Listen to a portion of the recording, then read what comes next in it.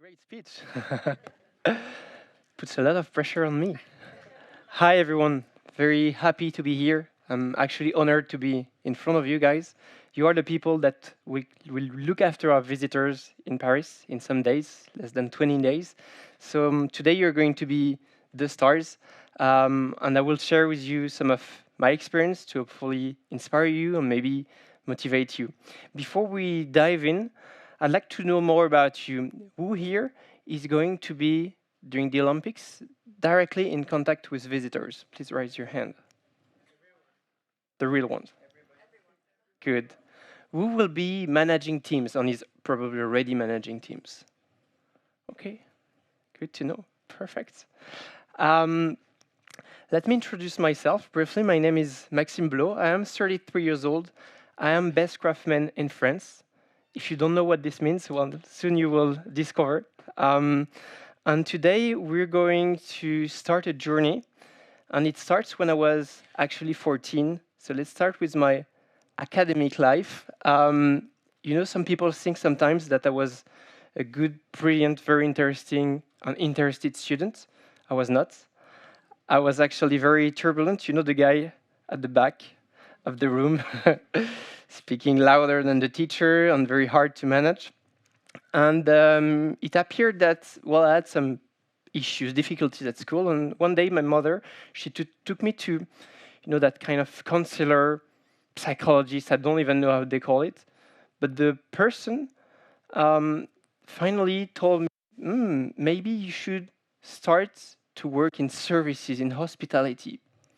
So I was pretty surprised because to me, in my family, we don't work in services. My family with the sciences, I had no clue about what it was. Soon I would discover. And I remember coming back home one day and say to my mother, hey, look, there is that school in Grenoble, this is where I'm from, that offers diploma, higher diploma. I could even go maybe one day to a master degree. My mother looked at me, boy, you want to start school and stop school and you're not even 15. So why are you now thinking about going to master's degree? And this is how I started in Grenoble. And I remember the first week, and this is a funny anecdote. I was doing an internship at the hotel. You know, in these kind of schools, we sometimes have hotel for application where you work. It's like real guests, but fake workers, real students actually doing that. And I remember that I had to leave the hotel to go to the class because we were electing, the delegates you have in this class, the one or two delegates that actually represent the class. And I remember going there. And when I arrived, I was starting to make everybody laugh, as I used to. And just before leaving the election, I said to everyone, hey guys, I'm going back to the hotel, go back to clean the sheets, go back to clean the rooms and everything, all the dust and so on. So everybody started to laugh. And, everybody but the teacher. And she went directly to the hotel manager. The hotel manager of the application hotel, who was appeared to be a teacher also. Remember his name. His name is Augustin Hernandez. So he basically told me everything I did bad and how I should show more respect to that industry, to that sector. I was just a student that didn't care at that time, and I realized after how that job was so important, how I should look after everybody, every people working in the hotel, because every single position in the hotel is so important for the global quality. Well, I kept going with the hospitality school, had another diploma, then I went to Chambéry. In Chambéry, I had a bachelor degree and soon a master degree. So this is a kind of a joke I like to do. So I started when I was baccalaureate -3, and I went up to baccalaureate plus 5 years. So finally, I went back to my hometown, and I said, hey, mom, you see? Finally, I had it. I found the passion. Then I could keep moving because I started to feel that passion. When I was 14, I didn't have it. I just had this feeling that I liked to take care of the people, to look after the people. But after some years, practicing, doing internship, being with people in France, but also in Spain, in Belgium, in Ireland. I started to meet other people, and I understood what it was to really take care of the people. And I knew from that that will be what I will be doing during the rest of my life, working in hotels, working in front of the people. So when my master degree ended, I had to do that final internship that we all do usually when you do a master degree. So I moved to Paris. And in Paris, it was 2013, and I went to the Royal Monceau. Maybe you know that place, which is a hotel that was reopening at that time and became a palace. You might not make the difference between the different categories that we have in France. We start from 1 to 5-star hotels. And above the 5-star, there is what we call the palace, which is like a luxury label. And we have only 31 palaces in France. So I was very happy to be there when the Royal Monceau became a palace. And I didn't know, but I will be working in palaces for the rest of my professional background. And at the end of the internship, I didn't mention, but during the internship, I was working at finances. Very boring to me. But I had to do that because I had in mind that one day I wanted to be the general manager of a palace. And you need to know all the different topics of the hotel if you want to be able to manage, the whole teams. So I did finances. At the end of the internship, they said, "Hey, would you like to stay with us? We are offering you a permanent contract." Wow, finally the permanent contract, but in finances. So guess what? Well, I said no. No way. And I started to look for a position, and this is where my professional life really started. I was looking for a position as a supervisor or maybe a manager, maybe a director. Of course, I had 4 diploma, 8 years of studies in hospitality. But you might know that hospitality is a job that you learn from the bottom, and you need to do every single position before you rise up to the pyramid. So it took me months before I learned the lesson. I forgot a bit about my ego, and I finally had a position as a receptionist in a hotel. I did well, enjoyed myself, and after 10 months, I was expecting a very nice hotel to open. You probably all know it, but remember, we were in 2014. Nobody knew about this hotel, at least in France or Europe. It's the Peninsula. So the Peninsula in Paris, which is now a palace, was supposed to open in 2014 in August.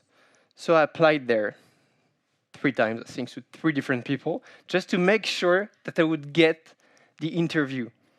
And I applied for the position of receptionist because this time I had learned the lesson about what to do in a hotel.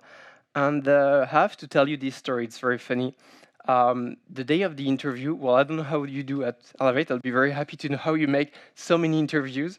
But we all came in a room, which was not the hotel because the hotel was under works. So we came into the room and we were 300 people doing interviews the same day. Imagine the pressure on them and the pressure also on me as a candidate. So I came there and I did the first interview pretty well with human resources. I was very happy, started to feel better. I did the second interview with the person from front office, so one of the people that was supposed to manage me, pretty well as well. And they said, "Hey, wait here, you might have a third interview." So I started to feel very well, very confident, maybe a bit overconfident. And there were less people around me. It's apparently a good sign at that step. And finally came to me a man. He sat in front of me and he said, "Okay, let's do the interview."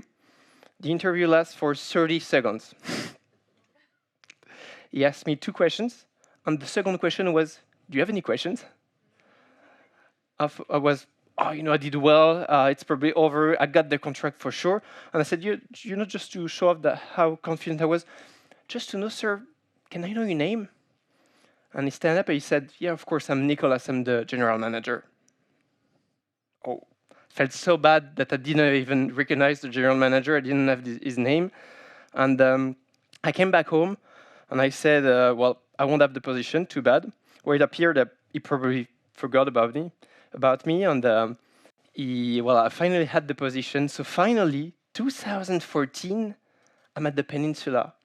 I don't know if you guys have ever done any pre-opening. It's probably something like pre-operating for the Olympics. It's like nothing is set and you have to prepare everything from scratch. So you basically enter a hotel, and the front office manager told me, we are opening this hotel in a month, meaning we have guests from all around the world in a month. They're paying a lot of money to come. They have very high expectations because you might know Peninsula is known around the world, especially in Asia. So you need to put the service as up as possible, but we had nothing, no processes, even the rooms, the bedrooms, we didn't have any beds. It's pretty crazy. So in a month, we had to prepare. How did we do? Honestly, we probably could have done better, but this is something I wanted to share with you. I could never have done this by myself. It was definitely a teamwork. We worked all together, and most of the people I met at the time of my life, they became my friends, or at least very good, colleagues that I still talk to, still take news, because we have lived something so strong that will remain in our heart forever. We finally opened. Honestly, we missed some things probably, and I have to recognize that, not at the front office especially, but in the hotel generally, and I hope that won't happen to you, but we had a lack of communication at the beginning, and it took us time to put the service up again, and this is definitely something I wanted to share with you. Don't forget to communicate.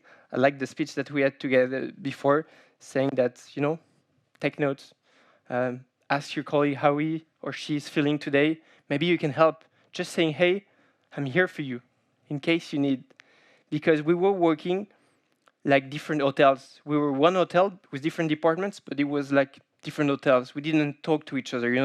The F&B, the restaurant didn't talk to concierge, they didn't talk to front office. We were in front of each other.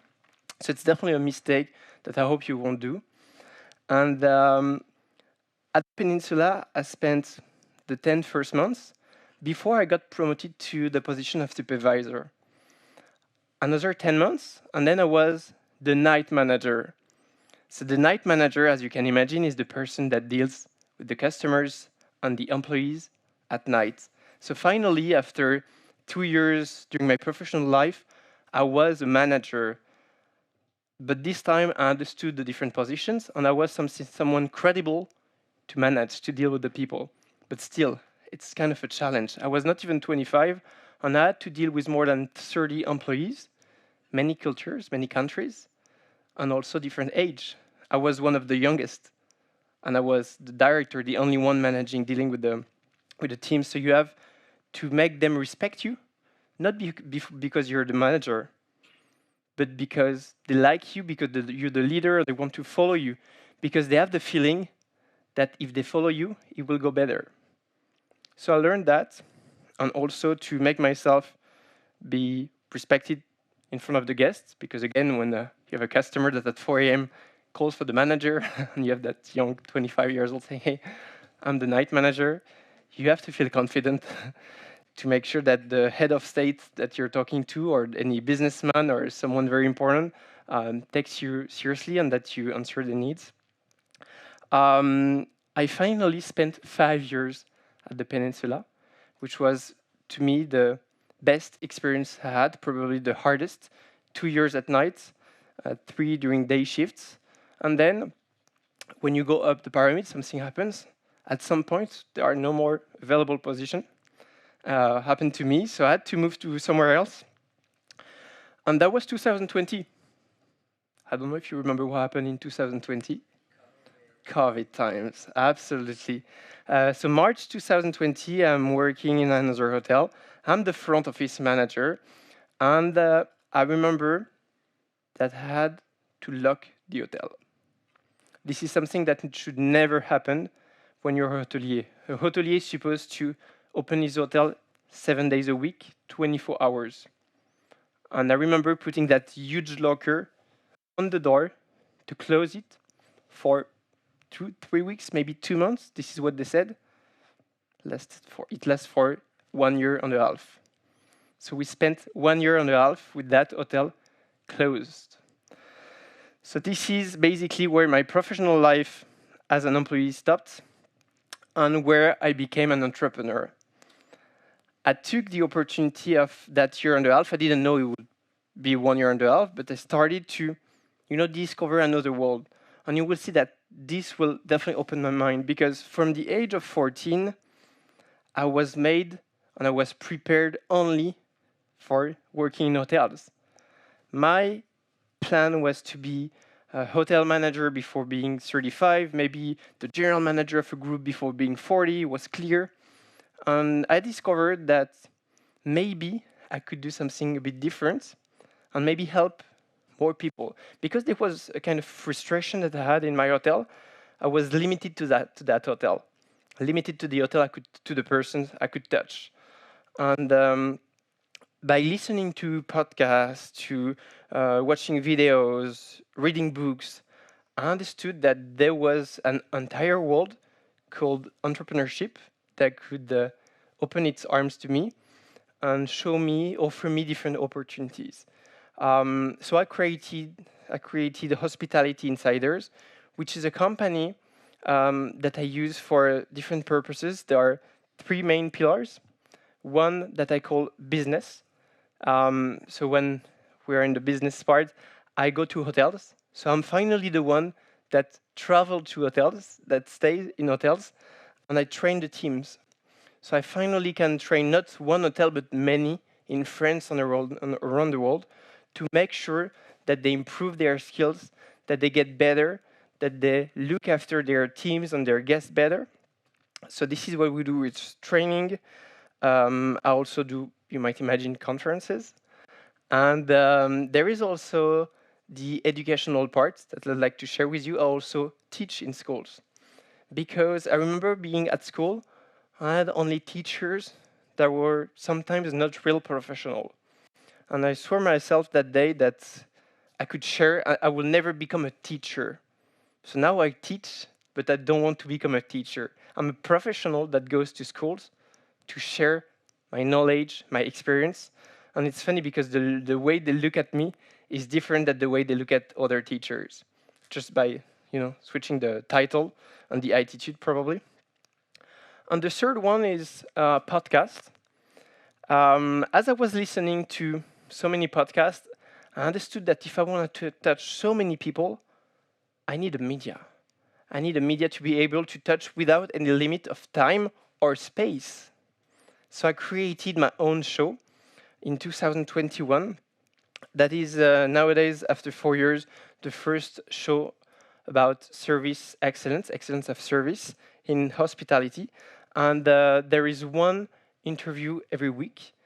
Once in a week, every 2 weeks, I go to meet someone. Can be a CEO of a group, can be head chef, maybe a head pastry chef or head sommelier. All the people that as a student, I couldn't meet because I didn't have the opportunity. As a student, you cannot knock at the door and say, hey, Mr. General Manager, Madam, can I talk to you? They would not accept, they won't have time. So I give them a microphone so they can share their knowledge. And this is something now that is shared in different schools. I know that my colleagues, teachers, they use it as a knowledge also to be shared. And once it's not an interview, it's a solo show where I share my advices about different topics that I like. So this is me nowadays. And there is something I did not mention, but that you've guessed probably. It's all about the competition. I said about the best craftsman in France. 2020, again, still that year, still March. I was contacted by what we call Meilleur Ouvrier de France. Meilleur Ouvrier de France, for the one that don't know, it's competition, a state recognition actually that exists in different categories. We have hundreds of categories. And there is like chef, cook, sommelier, but also the people that will build houses. They have their own title.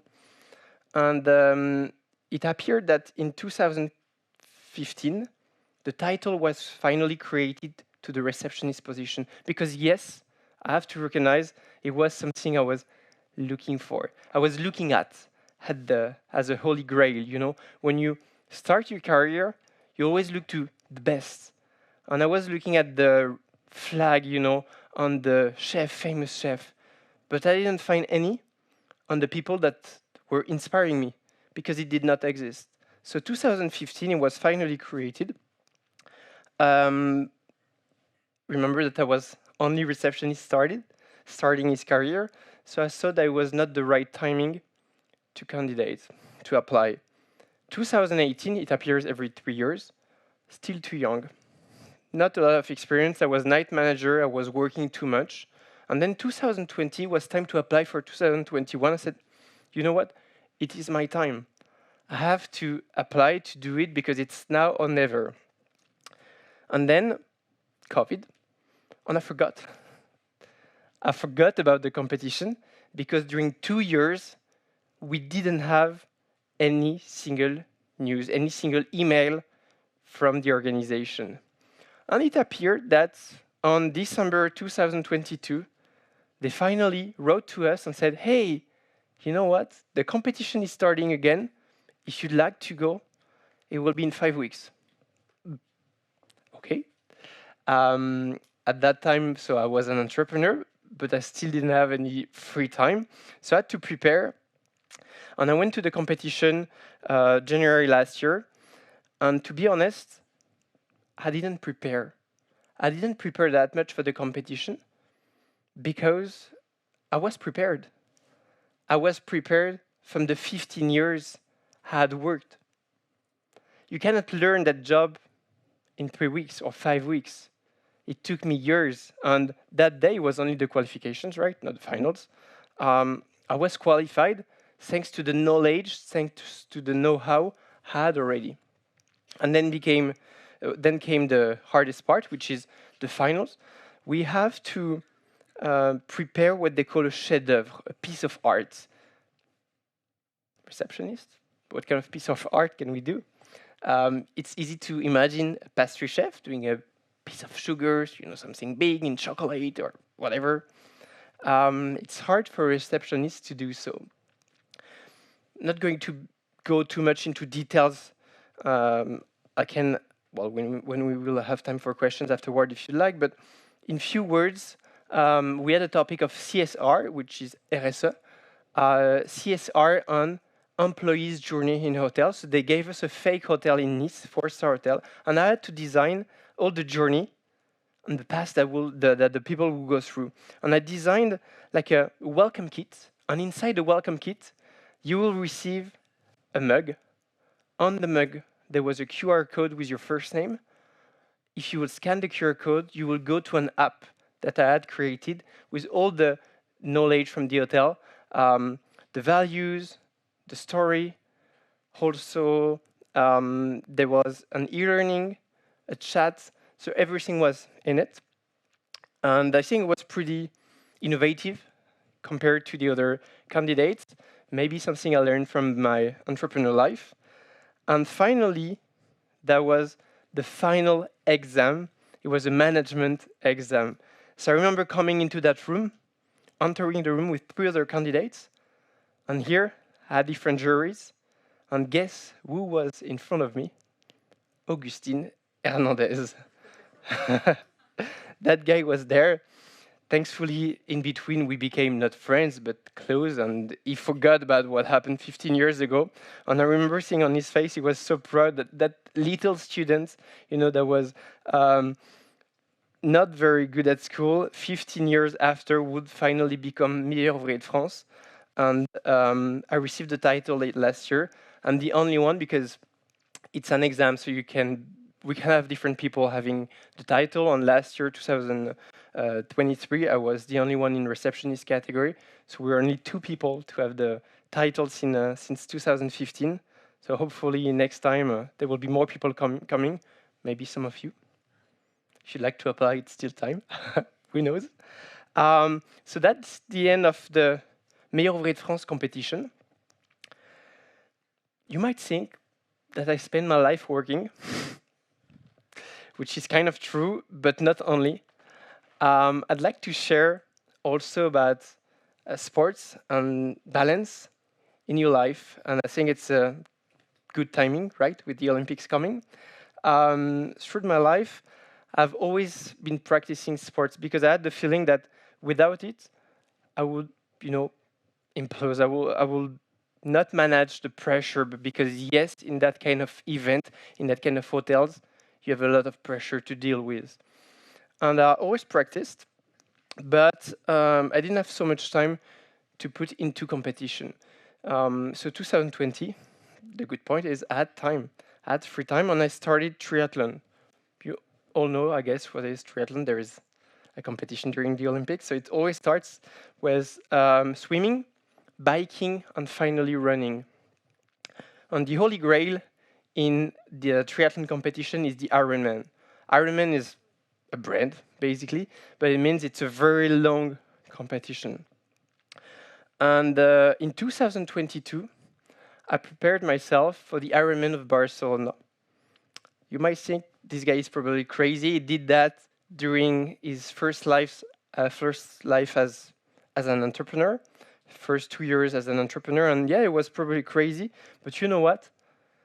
I think I would not have succeeded as an entrepreneur without the Ironman competition because I was training so much, 15 hours a week, that I had no stress, I had no pressure anymore. When you train, when you go swimming in the morning and you go biking in the evening, trust me, when you go to bed, you just sleep.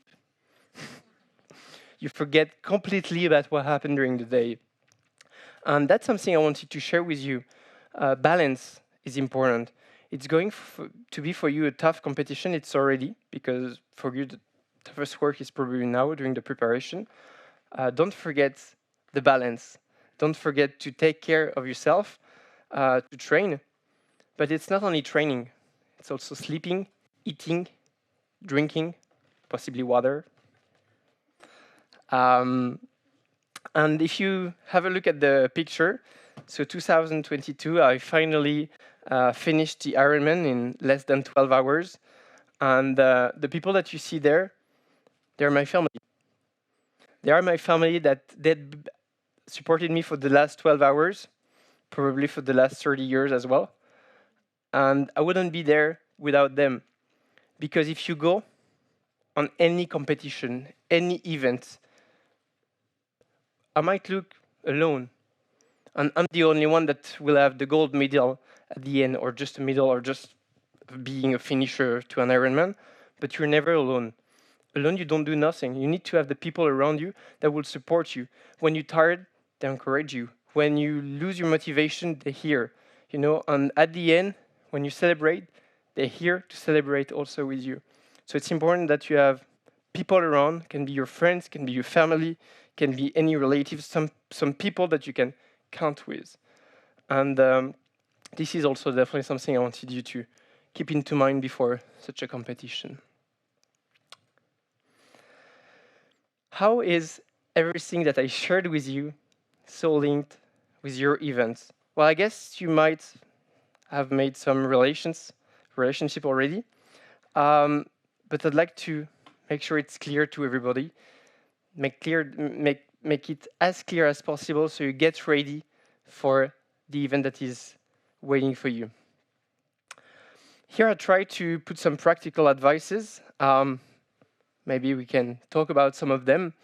I said about the preparation and training. Yes, you are preparing for an event that happens once in your life. Apparently, some of you, they are doing 4 Olympics. Congratulations to them. But for most of you, it's probably the first Olympics you will work on. Maybe the last, maybe not. But still, will happen once in Paris. Make sure that you are fully prepared physically, mentally, because it's going to be hard. And it's okay. It's hard for everyone to welcome such an event. Thousands of people and athletes traveling to one country, mostly one city actually, for only 3 weeks. more with the Paralympics then. So it's a lot and lot of work. And you need to be trained for that. So don't forget to rest before, so you can fully enjoy during. It's also good advice I learned with time, that if you well prepared, then you can enjoy more the now. You can more enjoy the moments, because when you will be during the event and you will look at your colleagues, you will be so tired, but you will look at each other thinking, oh yeah, it's here. Finally, I have prepared for months, sometimes years, and I'm finally here. So guys, don't forget to enjoy that once in a lifetime experience, because you will remember it forever, and maybe you will tell your grandsons one day, I was there in 2024. Think about them. The team dynamics, collaboration, I think it was well said before during the previous speech, but it's definitely something you need to think about. Alone, you're no one. You can do nothing, especially for such an event. If we're here together, if it's because we would like to create that energy, that collaboration together. The people that are here, someone you don't know, some people you don't know. But in few days, you will have to know each other. You will have to collaborate with each other to make sure that the event is a success. Every action counts. Important also to remember that we are the consequence of every single action we took in our life, good and bad. Every action that you're doing on an everyday life makes who you are. Remember that little boy, 14 years old, who became who I am today. It's the consequence of so many little actions I did in my life to transform myself. Maybe I could have done faster. Who knows? Who cares?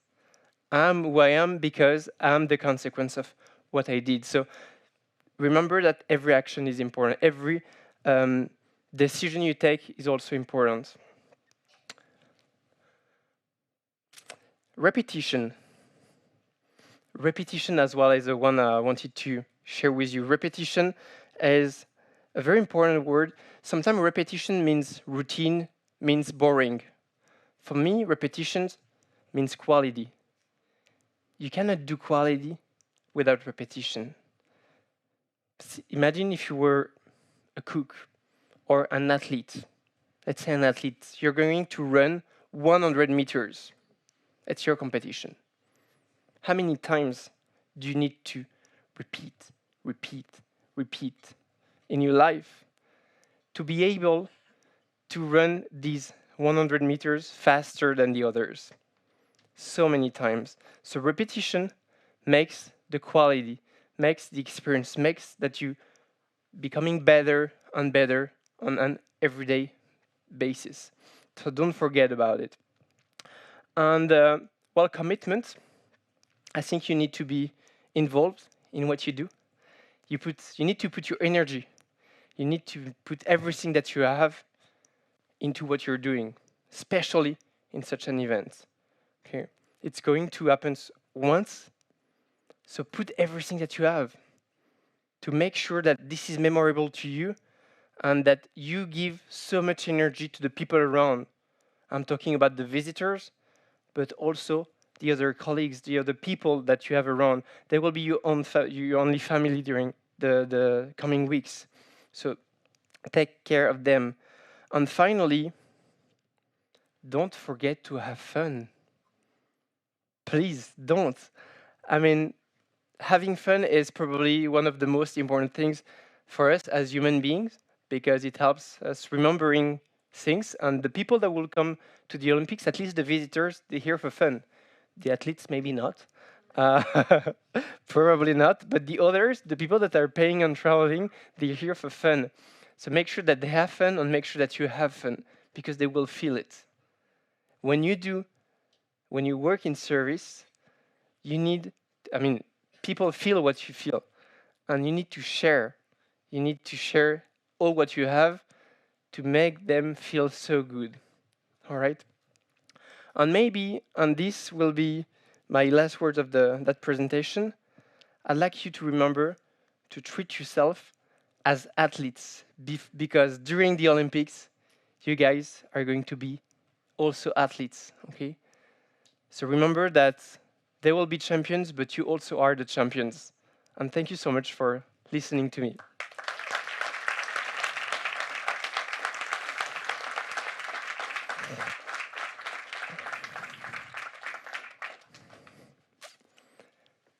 If you have some questions, it's a good timing. We have someone with a microphone if you'd like to speak louder.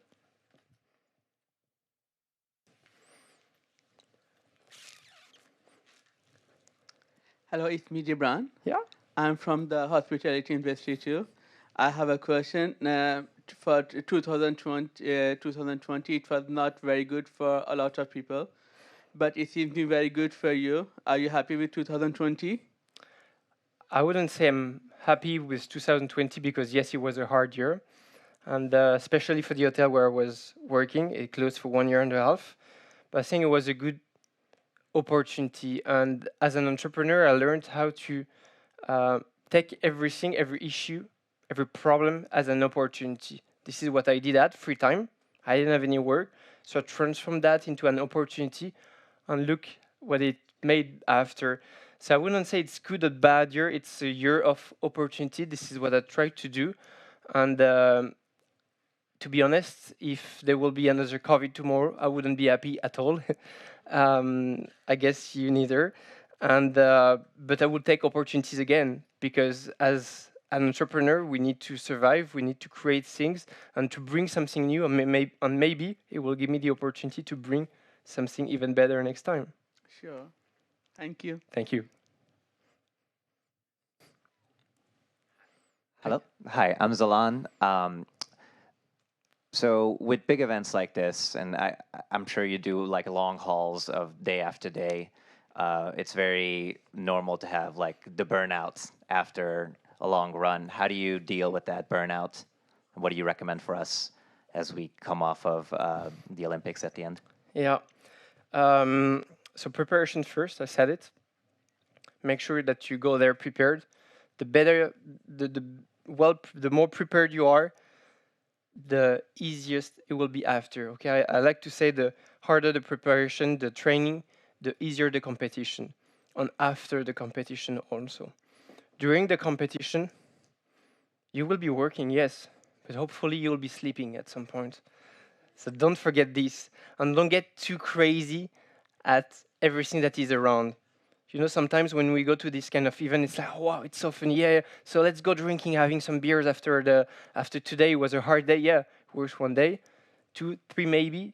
But if you do that every day, at the end, I can guarantee that after 2 weeks, you're done. You will be so tired that you will need weeks after, to be able to, well, get involved in something else again. So take it as a marathon. Take it as a long run race that you're going to race in a few days. When it starts, put your energy, but 100%, not 110 or 120. I don't know no one puts that puts 120 and survive after 3 weeks. That works for 10 kilometers, not for a marathon. Okay, so I think it's a good advice to run it as a long-term journey. Thank you.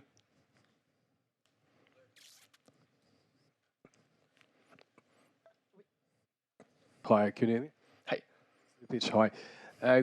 I just want to jump back on what has been said and on what you've been sharing as insight, the importance of doing sport and train yourself and prepare yourself mentally, physically. And my question is very simple, I don't know if you ever work in the Olympics, but it sounds like you start doing that kind of hardship competition, Ironman, while you were starting your entrepreneurship journey.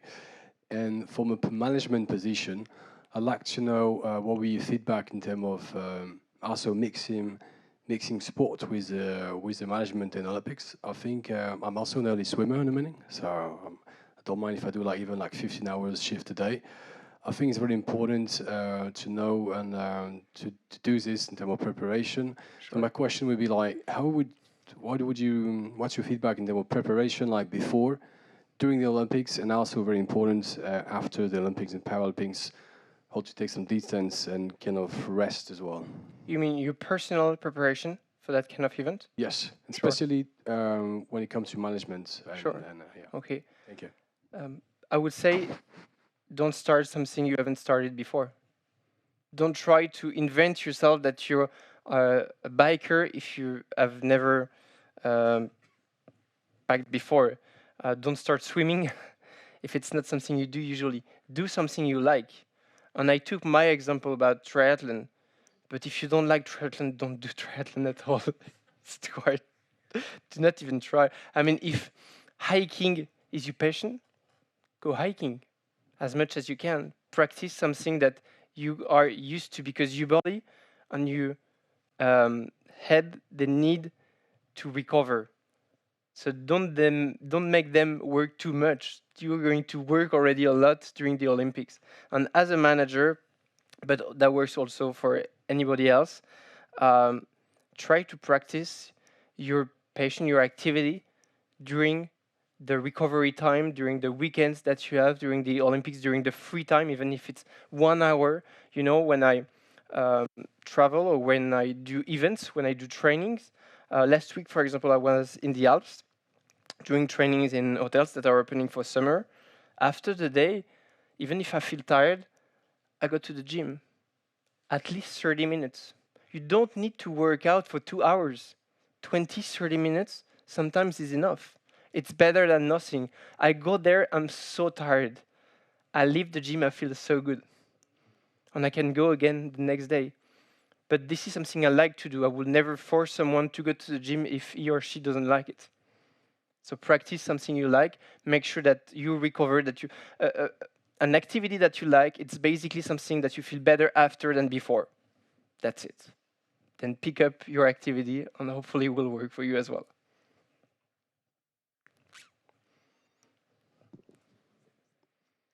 Je vais parler en français et traduire parce que je me débrouille en anglais, mais là c'est moi c'est une question par rapport à vous.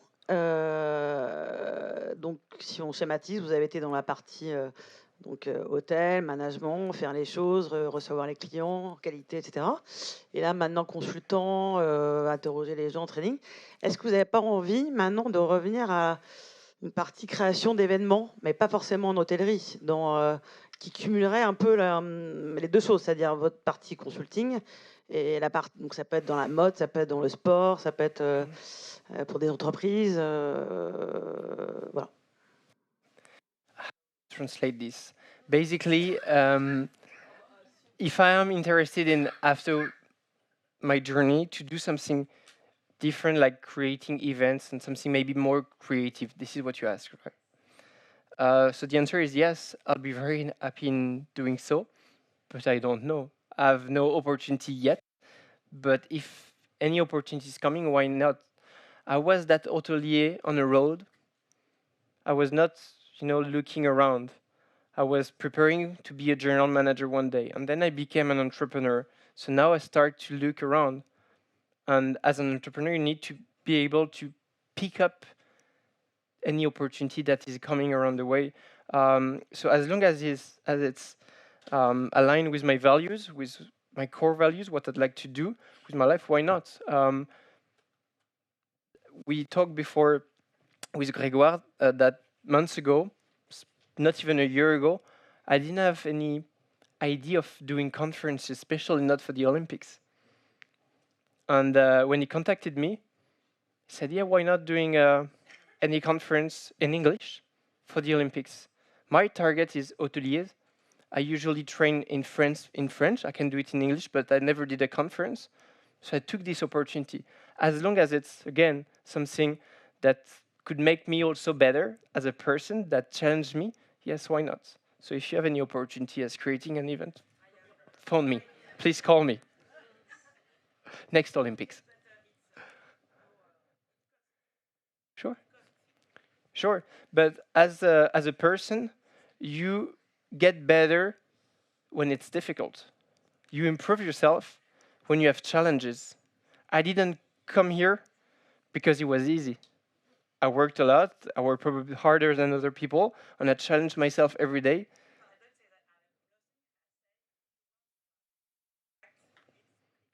Yeah, sure. We'll talk to each other after then. Who's next? Yeah. Hi, I'm Hyman. Um, you are talking about the challenge, the difficulties you had during your background, but now that you are the Meilleur Ouvrier de France and you are at the top, what's your dream now? I don't ask for your project because it might be some private things, so if you don't want to say it, don't say it. Sure. But maybe you still have a dream When you that's say that, it passionate. means I have to share more information, right? Okay. You are not. You No, can I think I just. got your points. First of all, Meilleur Ouvrier de France, yes, it's an accomplishment, but it's a step, not the final one, hopefully. So I took it as a step. Of course, I was happy, proud to get that label, recognition to be Meilleur Ouvrier de France. But I think now I have more responsibilities. It's a duty that I share that knowledge to other people. I told you before, we're only two Meilleur Ouvrier de France in my category. So I'd like that next time we have 3, 4, 10 more Meilleur Ouvrier de France coming. So I feel that I'm responsible for sharing that knowledge, sharing that passion about hospitality, about taking care of the other. And it needs to be something well recognized in the world. Look at cooking. When I started in that industry 20 years ago, cooking was not something fun or fancy. Look at now, the chef. They are so famous. We look at them, having a famous chef in your kitchen is so expensive because they made it become something fancy, funny, something that people desire thanks to media. Thanks also to Meilleur Ouvrier de France. Paul Bocuse helped a lot for that, and many other after him. So that's the consequence of these people. So I feel that I have the same responsibility. Maybe one day, hopefully in 20 days, we'll be here, and being a receptionist or being someone taking care of the others will be something that you can be proud of, and people will recognize that as we should be proud of it. And the second part of your question was the rest. Now I don't have more time than before, but I can at least organize my time as I like. And I think it's important I said about the balance. I have more time for sports and also for my personal life. Well, I'm getting married in September, so hopefully. Thank you. So I'm taking some time off in September. Don't try to contact me in September. We can wait until October. I hope this answers your question. Thank you. Hello. Hello. Yeah. Hi. Where are you? Here. Sorry. At your left. On my I left. guess. Yeah. Sorry. Hi. It's Victoria.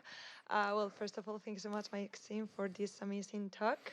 Very inspiring. I would like to ask about. Well, you have shown an amazing experience in the hospitality sector. I think it's a sector I really like, and I would like to know. Do you think it's a sector where it's possible to really promote, to really evolve? I mean, in your experience, yes. But do you think what's your feedback? Do you think it's a sector Yeah. where it's possible to? Yes, I see. I mean, from the beginning, that's an industry where you don't need to have diplomas to work in. That's a good point. Have diplomas. I had diplomas, but as you saw, it didn't help me, at least at the beginning, to start in the industry. The position I had after 4 diplomas was probably the same that the one I would have 8 years before. Okay. So yes, everybody, not everybody. Without a diploma, yes, you can start and then you can improve. But there are qualities that you need to do that job. And it's not know-how. It's qualities that you have inside, such as empathy, being able to listen to what people say or what they don't say, feel. And this is something you're going to improve through your life. But also sincerity. You have to work and do things with your heart, with passion. Again, you don't need to be passionate from day one. You don't know. But you need at least to like what you do. And then the passion will come. So these are some qualities that I think every single person doing service needs to have. You need to like the human being in general. You need to like the people. If you don't like any kind of people that come to you, don't do that. Don't do that. Even if you have 10 diplomas, we don't care. However, if you have these qualities, come to us. We will train us, we'll train you, and you will become better. And I don't know what's your background, but I'm sure that if you have these qualities and if you feel that this is where you belong, then you can improve yourself and you can get wherever you like. Thank you. Thank you. Hi, Maxime. On you. All right. And hi, everybody. I just would like to know how do you apply for being Meilleur Ouvrier de France, and can we contact you? Do you have an email? Sure. Thank you. Yes, you can contact me. That was the second part. The first, Meilleur Ouvrier de France. Are you French? So it's French administration. It's a state diploma. So it's easy to apply, but it's long after. Applying is pretty easy. I think it's pretty cheap to apply. You just have to pay the fees, and then it's an administrative admit part that you have to fill in. You don't even need to be French to apply to Meilleur Ouvrier de France. I didn't know that. I learned it very recently. And then I think, again, the biggest challenge is the level of the competition that you need to train for. If you'd like to become Meilleur Ouvrier de France in the receptionist category, do not contact me because I won't be able to answer. I don't have any right. I don't have rights to answer people that are applying because I will be part of the jury. Yes. However, if it's something that really interests you, follow me on social networks, anywhere. I write a lot about it, but I cannot answer direct questions. And you can also contact people in other categories, other Meilleur Ouvrier de France that maybe could help you. Thank you. Sure, there is one there. So. Hi, Grégoire from Elevate. I wanted to know if you have any tips, actionable tips that you can give to our team that they can apply on the field.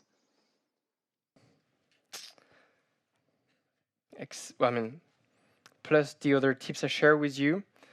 It goes with fun. It's smile. It's an easy one, but don't forget to smile. You know, smiling has a power. When you smile, it makes other people happy. They can feel your smile. You probably all know someone that smiles all the time. It makes you happy, right? And when you smile, something happens in your brain. It's a hack. It's a real hack. Your brain doesn't know the difference between a fake and a real smile. It is true. So I'm not able to recognize my own and fake smile. So trust me, tomorrow try it. You wake up, you smile to your pillow. You'll wake up happy. It works truly. Do it, and it will make your customers happy, will make your colleagues happy, and everyone, even in the street, in the metro. Parisian metro is quite of a challenge, but I tried. It will make the Parisians happy. Thank you. Du coup, il y a personne qui lève la main là. Okay. Hello, Superman. How are you? Superman. Yes. I think when you said that you're going to the gym after a big day, we all laugh because even without working, I won't go to the gym. Yeah. I was wondering why you got the title Meilleur Ouvrier de France because of the application that you created. You mean why, in terms of results, why I got like the points on everything? Yes. I don't have the grid, so I don't exactly know how they rated me. What I learned, because I talked to the jury afterwards, it was innovative and different from the others, and also something actionable. So what I created is something I could sell to hotels. You know, sometimes people, when they go on this kind of competition, they create like very innovative with AI, we're going to space, and so No, I created something very easy. It's an app. I created it in 2 weeks, and I'm not someone working in tech or development. I don't know how to program. I just took a no-code app, and in 2 weeks it was ready. So it's actually something actionable. I'm not saying that this app will work perfectly now in a running hotel, but for an exam it was perfectly suitable. So I think this made the difference. And I think also, and again, this is something they told me, the attitude. They were looking for someone that represents the industry as a Meilleur Ouvrier de France in this category. So I think this is something they were looking for. Again, I don't have the perfect answer, and I don't know personally the other candidates, but this is some of the information I could have. Okay, because maybe because of the COVID, it was into It was during COVID when I applied, 2020, okay. but the qualifications were in 2023. Because I think that the application that you created will just comment on pourrait dire empêcher les gens de travailler finalement parce que ça remplace Oh no. les humains. Will replace any human beings. No, yes. My app has no doesn't help in replacing any humans. It's just it's a communication tool. It's basically a kit that you give to an employee before. Imagine your employee. You sign the contract. Sometimes you have weeks or months without any news from your future employer. Then, in my case, some days before, let's say 1 week before, you receive at home that welcome kit, and there is a pen, something to write on that mug. You see the mug, you say, hey, it's written Maxime, very cool. You see the QR code, you just want to scan it, and when you scan, you discover that you can actually talk to the people that will be your colleagues, and you can also have all the learning tips, the values of the company, the history and everything. So when you get in at day one, you already know this, and the onboarding is so much faster. So that was my idea behind, but I'm not replacing anyone here. Okay, thank you, Maxime. Congratulations. Thank you. So I have a question right here. You're here. So I just want to know what are some of the most common challenges and issues that you face or you know of when you go train employees at hotels, different hotels in France, or when you are working in the peninsula as a manager or an employee? What are some of the challenges that you've seen in, the receptionists and the general hospitality workers in France? Okay. The first challenge, not only in my job, probably in yours, is time. When we all have 24 hours in a day, so it's hard to manage everything in your life in only 24 hours. You need to rest, you need to feed. And this is the biggest challenge that I have nowadays as an entrepreneur, because I'm alone or by myself. Before, when I had teams and working in hotels, or like you, working in front of people, the hardest thing is consistency. It's easy to be to be good one day with one customer.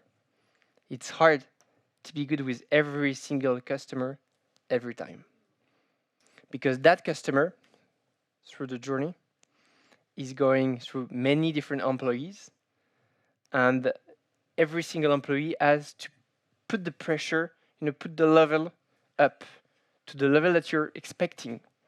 And as a guest, the people that are going to visit you at the Olympics, coming from far away, they have very high expectations.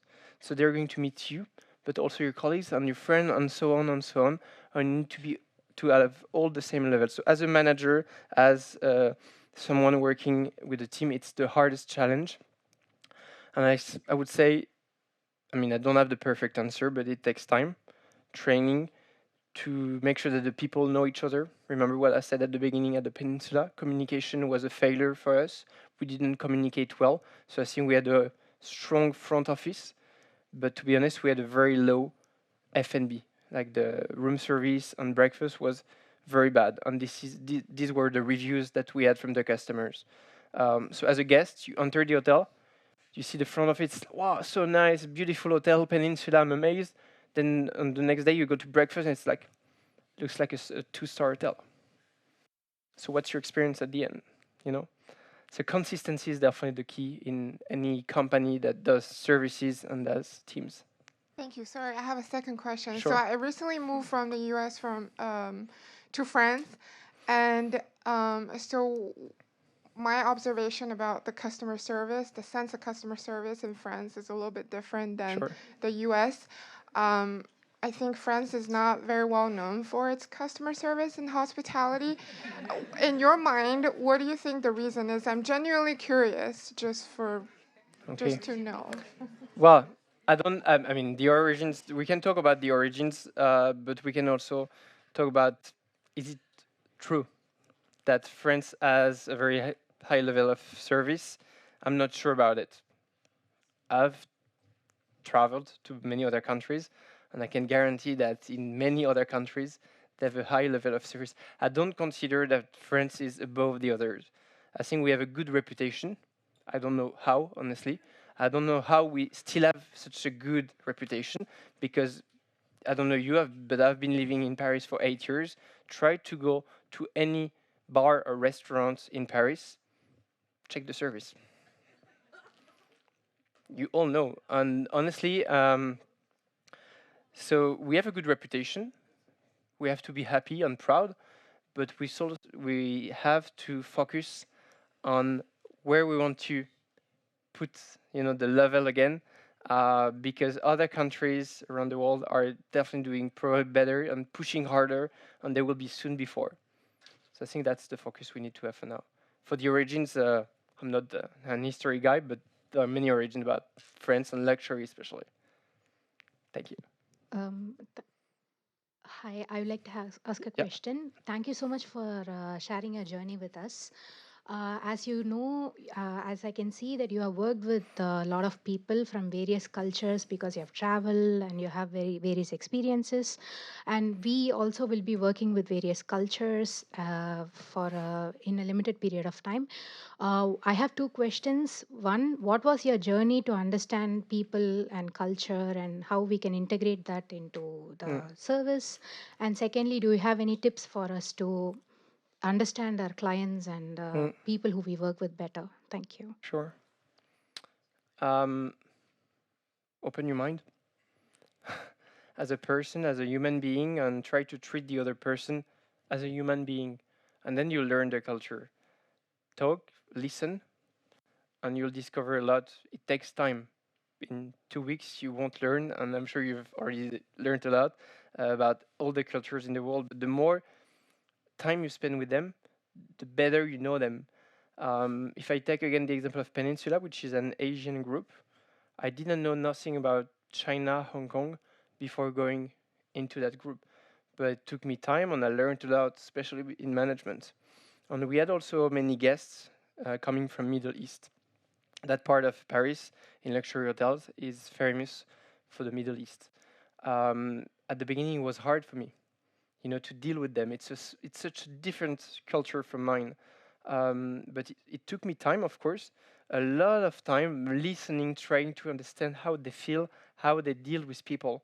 It's all about, again, communication and empathy, what I said before. And I think this helped me better. And now I feel more comfortable with this culture and many others. And I still have many to discover. Thank you. Hi, Maxime. Just Thank right you here. for being here. I had not a question, but I want to put you a little bit under the spot. Sure. Can we make a quick scenario? Imagine we are your team at the Peninsula. You are the front desk manager. Your hotel is fully booked for the Olympics, right? And we are going to have these amazing clients, very high end, and you just gathered us all in a room and you want to prepare us. What are you going to tell us in terms of advice? And a second question right after, can you share something unexpected that was asked to a member of your team or to yourself while you were working for a hotel that was almost unmanageable by a very high-end client? And how did you do to please them? Thank you. Okay. Thank you. If you have another hour, I'll do the briefing. I will do more or less something that we've done today. Inspire my team, make sure that they're well motivated, reassure also them that they can do it, that I trust them, that I feel confident that together we can go on the battlefield and to win that situation. They're going to be hard. Don't want to hide it. Today is going to be hard. Tomorrow for you, the Olympics is going to be hard. No need to hide. But you're here for that. You know this. When you go to that kind of event, you know that it's going to be tough, complicated. But you like it. You like it because it makes it memorable. It makes it unique.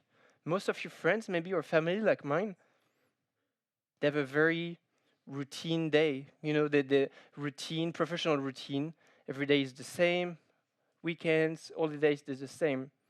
And I chose working in hotels because I didn't have any routine, because I had this kind of rush. When you go in a restaurant, it's noon and the first customers come.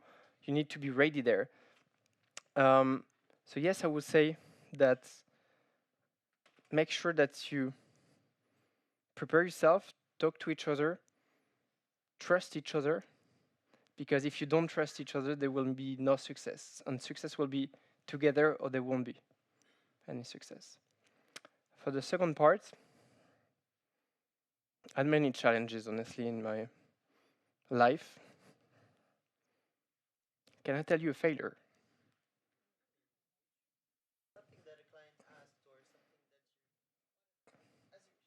Okay. I remember having that very important guests, let's say a person important star from music that you all know. And she came back after a concert in Paris, and she absolutely wanted to have the bar private, only for herself. But we had customers. They didn't care about her being famous. They are customers. So we're not going to close the bar saying, you don't know why, but still get out because there is something more important than you. No, every single guest is important. And these kind of customers, they don't like to wait and they want to have everything right now, and it's their needs it's to be satisfied or not, or they leave the hotel straight away. So I went to the team at the room service because it was not only blocking, I mean, having the bar empty, but it was also feeding the people. More than 30 people after midnight, coming at the same time, all hungry after a long evening of concert, and now they want a party. So I went to the kitchen and I talked to the cook, and I explained him the situation basically, and said, I need you very focused now because you need, I mean, it's like a restaurant that just reopened, but you're all by yourself. So you need to prepare yourself, start cooking, do whatever you can, but do it well. And in the meantime, I went back to the famous girl, and I tried to get some time, minutes, pleasing her, making sure that she was happy, comfortable at the moment, showing her around another suite of the hotel so she could discover something different. I knew that my team, in the meantime, was working hard. Again, teamwork. And we finally managed to have part of the rooftop bar available so I could take her from behind. So I would hide her at the back of the bar so nobody knew she was there. She could enjoy herself with the 30 people, and we started bringing food. So I was myself, in the kitchen, taking the plates and everything, bringing all the dishes. And the guest was finally happy and with a good night. Thanks. You want a failure? Okay, I'll give you the failure. That failure took me to the hospital. I was night manager at that time, and I had the security team because in luxury hotels, as you might imagine, we have security teams. So the head of security called me and said, "Hey Maxime, you need to go to the bar. We have a guest who is drunk, and he would like to talk with the manager, the famous manager, night manager. So I went there, and the guy, we had two bars. So the guy that had been above on the rooftop and drank about 13, 14 cocktails with his girlfriend. He was very, very drunk. And he could talk.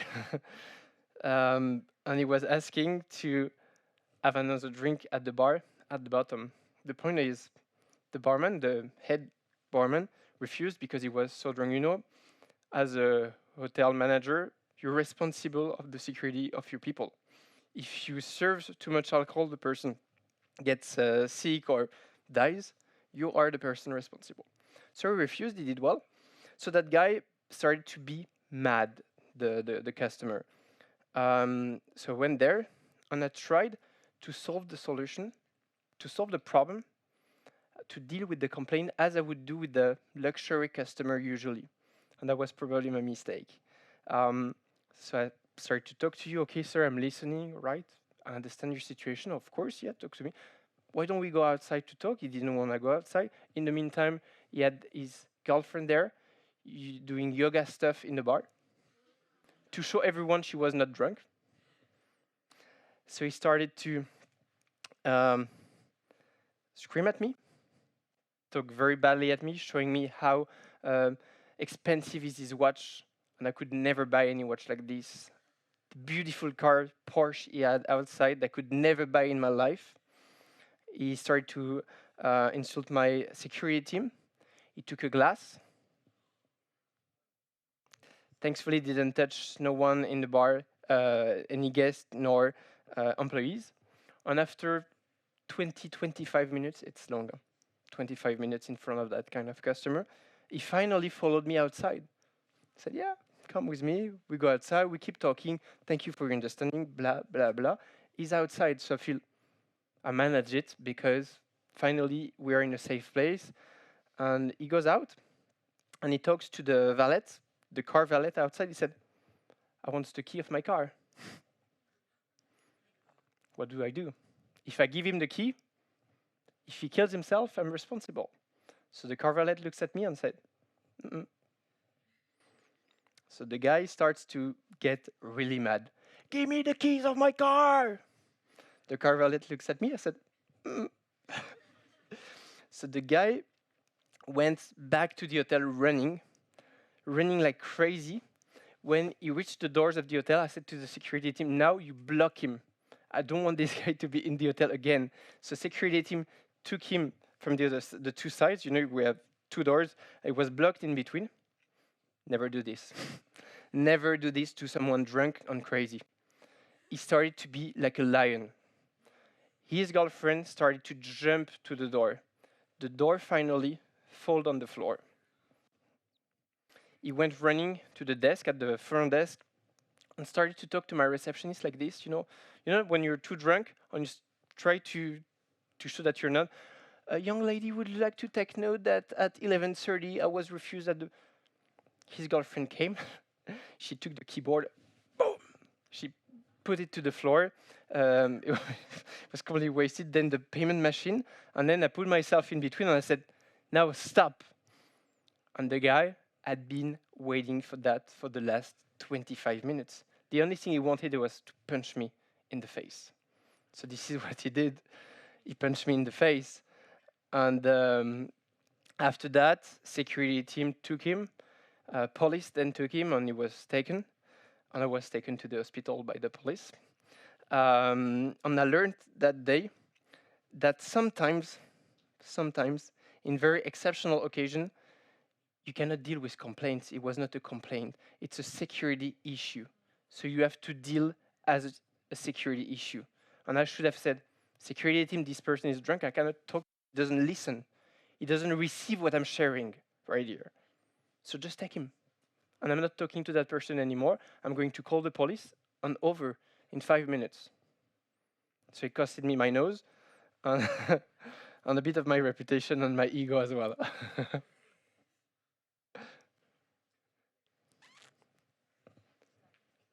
Yeah, you good? I don't know if, oh, there we go. Hi, Maxime. First of all, I wanted to thank you so much for the conference. I think it was very inspiring and commendable, what you shared about your experience. My question would be around the hospitality industry, and I would think I would also talk about the customer service industry. We often say that the customer is always right. Is this something that you believe in? What are your thoughts? Maybe let's not talk about people being under the influence, but in general, is that a Sure. rule that you follow? Customer is always right. The customer is the king. Yeah, sure. This is what we say to the customer, right? To feel them like kings and that they're always right.